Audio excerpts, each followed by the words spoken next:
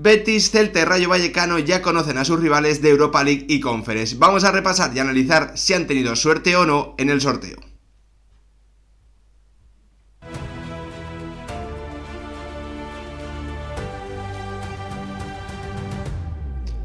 ¿Qué tal, futbolero, futboleras? ¿Cómo estáis? Como siempre, aquí en el canal le damos seguimiento a lo que ocurre con los equipos españoles en Europa League y Conference. Estaremos muy atentos a cómo le vaya en la competición a Real Betis, Celta y Rayo Vallecano, volviendo el conjunto madrileño 25 años después a jugar Europa, ya sabéis, después de pasar en esa ronda previa y siendo claramente superior. El Rayo es uno de los candidatos a hacerse con esta Conference League 2025-2026 y tendremos que seguir lo que ocurra con el conjunto de Íñigo Pérez, al igual que con el Celta de Vigo y con el Real Betis, que tienen rivales, bueno, pues alguno de ellos importante, pero que en definitiva tienen que estar en la siguiente ronda y obviamente optar a uno de los 8 mejores puestos de cara a ahorrarse esa eliminatoria previa a los octavos y estar directamente en ese cuadro final de las eliminatorias. El Betis como enfrentamiento estrella seguramente el partido frente al Lyon y el partido frente al Nottingham Forest. En el Celta hay que destacar el partido frente al Lille y también del bombo 4 el Bolonia y el Stuttgart, más otro rival francés como es el Niza, y el Rayo Vallecano seguramente su partido más destacado es frente a un Slovan de Bratislava que viene de jugar la pasada edición de la Champions League, pero creo que sinceramente el equipo madrileño ha tenido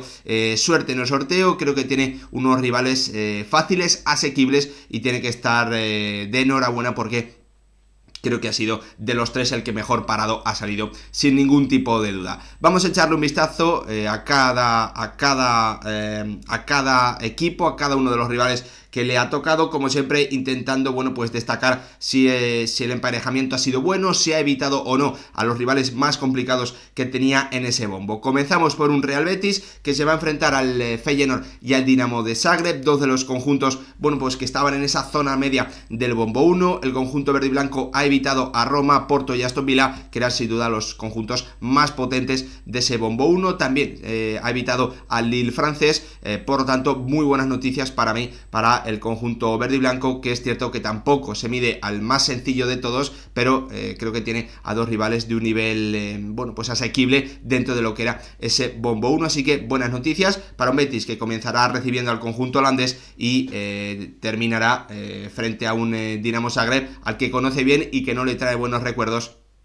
porque el conjunto croata fue capaz de eliminar al Real Betis en el playoff previo a los octavos de la Conference League de la temporada 23-24. Los croatas ganaron 0-1 en el Villamarín y después en Croacia en la vuelta el equipo de Manuel Pellegrini empató a 1 y bueno, pues sufrió una derrota bastante decepcionante para un Betis que, si no recuerdo mal, venía de jugar la Europa League, que no pudo pasar a la siguiente ronda y terminó cayendo a la Conference League y además terminando eliminado frente a un equipo, el Dinamo Zagreb, que es habitual de las competiciones europeas y que eso no se lo puede quitar nadie, ¿no? Que es una de las también principales canteras del país de Luka Modric, Rakitic y compañía. Del bombo 2, bueno, pues el Betis ahí seguramente no ha tenido suerte con que le haya tocado el Lyon, porque era uno de los más potentes, un equipo que viene descomponiéndose por los graves problemas económicos que ha tenido que deshacerse de sus principales estrellas como Cherki. Parece que Mikautach está también muy cerca de marcharse al Villarreal. Ha perdido también a su guardameta titular, a Perrin, que se ha marchado al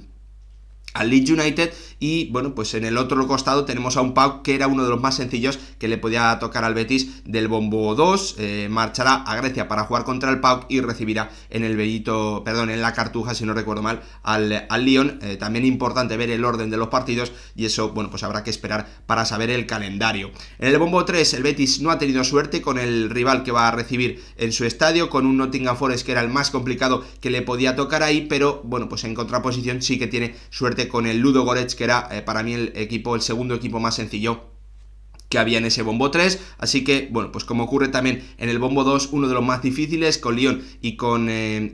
Nottingham Forest, y uno de los más sencillos con PAOK y con Ludogorets. La buena noticia para los de Manuel Pellegrini es que contra Lyon y Nottingham Forest jugarán como locales y por tanto ahí tienen obviamente más opciones de llevarse los 3 puntos o de al menos sacar algo positivo. Y del bombo 4 creo que también son buenas noticias para un Betis que ha evitado a Bolonia y a Stuttgart, que eran claramente los equipos que estaban un nivel por encima del resto en ese bombo 4, y se mide a Utrecht y a Genk, que son dos equipos de la zona media-baja de ese bombo 4, así que en general para mí un buen sorteo para el Betis. Bueno, pues no diría ni sencillo ni asequible, pero creo que es un sorteo medio. Si tuviese que decir difícil, medio, fácil, creo que es un sorteo medio para el Betis, más tirando a positivo que a negativo, así que buenas noticias para el conjunto de Manuel Pellegrini, que tiene que afrontar esta Europa League, obviamente aún a la espera de lo que ocurra exactamente en este final de mercado, pero sabiendo de que es uno de los candidatos a hacerse con este trofeo y que está llamado a llegar a las rondas más avanzadas, las más importantes, así que expectativas altas con el Real Betis en esta Europa League 25-26. Y un equipo que vuelve después de bastantes temporadas sin poder disputar competición europea, pero que lo hizo tremendamente bien, ya sabéis, en esa semifinal frente al Manchester United, con ese tenías que haber tirado de Bobú, así que bueno, pues al final la realidad es que el Celta no ha tenido la misma fortuna en el sorteo que el Betis. Yo diría un puntito más complicado para el conjunto de Claudio Giraldez, que se mide del bombo 1 a un Lille, que es un equipo complicado. Es cierto que para mí tiene menos nivel que la Roma o que la Aston Villa, pero también es un equipo acostumbrado a reinventarse, que tiene por ejemplo a Giroud, que tiene a viejos conocidos de la liga como Román Perrot, ex del Betis, o Aissa Mandi también, un equipo que viene trabajando con Bruno Genesio, así que vamos a ver qué ocurre exactamente con el conjunto francés, que en la pasada temporada estuvo entre los mejores 24 de la Champions League y pasó a la siguiente ronda, así que un equipo interesante y complicado. En el otro costado tenemos a un Dinamo Zagreb, que ya lo comentábamos antes, va a ser rival tanto de Betis como de Celta, un equipo con experiencia, que tiene jugadores de calidad, ha vendido a alguna de sus principales estrellas este verano, así que hay que ver qué rendimiento exactamente puede dar el conjunto croata, que en su estadio suele ser más fuerte que fuera, y esto se nota bastante. Del bombo número 2, rivales asequibles para el Celta, 2 de los 5 más fáciles que podíamos encontrar en ese bombo 2 le han caído al conjunto de Claudio Giraldez, así que positivo los enfrentamientos del bombo 2. Además, rivales con ambientes muy calientes en su estadio. El Celta va a recibir al conjunto griego del PAOK, y eso sí, va a tener que viajar al pequeño Maracaná para enfrentarse a la Estrella Roja serbio. Del bombo 3, uno de los más complicados que le podía tocar, el Niza, y uno de los más sencillos, el Ludogorets. La buena noticia para el Celta es que va a recibir al conjunto francés en Balaidos, por lo tanto eso le da más opciones de ganar o de puntuar, y va a viajar a Bulgaria para enfrentarse al Ludogorets. Y para terminar, las malas noticias, aquí creo que sin duda no hay paliativos, y es que el Celta se va a enfrentar a los dos rivales más complicados que había en ese bombo 4, por lo tanto, en definitiva, haciendo un pequeño resumen, el Celta se enfrenta a uno de los más difíciles que había del bombo 1, a uno de los más difíciles que había del bombo 3 y a los dos más difíciles del bombo 4, ¿no? Por lo tanto, creo que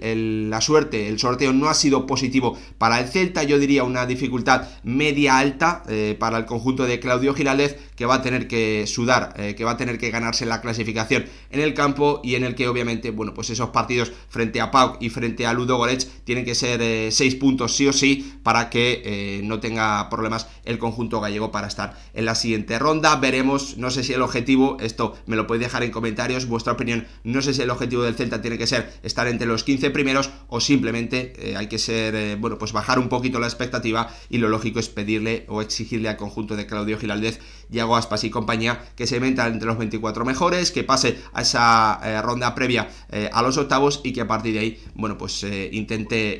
llegar a las eliminatorias finales y hacer el mejor papel posible, pero sin grandísimas exigencias para el equipo gallego. Me lo podéis dejar como siempre en comentarios. Yo creo que, como os digo, es un sorteo medio complicado, de una dificultad medio alta para el Celta, por lo tanto creo que lo que hay que exigirle es que esté entre los 24 primeros, y a partir de ahí que pueda vivir, disfrutar de la experiencia de volver a Europa. Y el equipo, como os decía en el inicio del vídeo, que ha salido mejor parado sin ninguna duda de los conjuntos españoles de Europa League y Conference, es un Rayo Vallecano que ha evitado a todos los más complicados que le podían tocar, sobre todo en los 4 primeros bombos, donde sí había equipos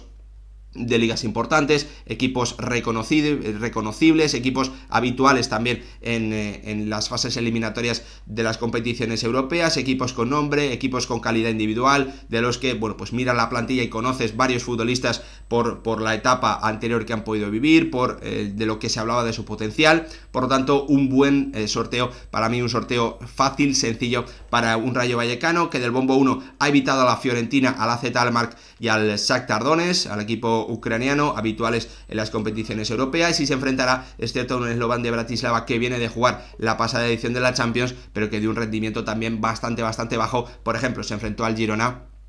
y el conjunto de Michel fue capaz de ganar con solvencia al Slovan de Bratislava, así que un buen sorteo en el bombo 1 para el Rayo Vallecano. Del bombo 2 ha evitado, y esto era clave, al Crystal Palace, tampoco jugará contra el Sparta de Praga, que viene de la Champions, y un Dinamo Kiev al que siempre, bueno, pues por ser uno de los equipos más importantes de Ucrania, se entiende que tiene talento importante de su propio país, así que buenas noticias que el Rayo Vallecano se vaya a enfrentar finalmente al Lech Poznan. Del bombo 3, el Rayo Vallecano ha evitado al Mainz y al Estrasburgo, al conjunto alemán y al conjunto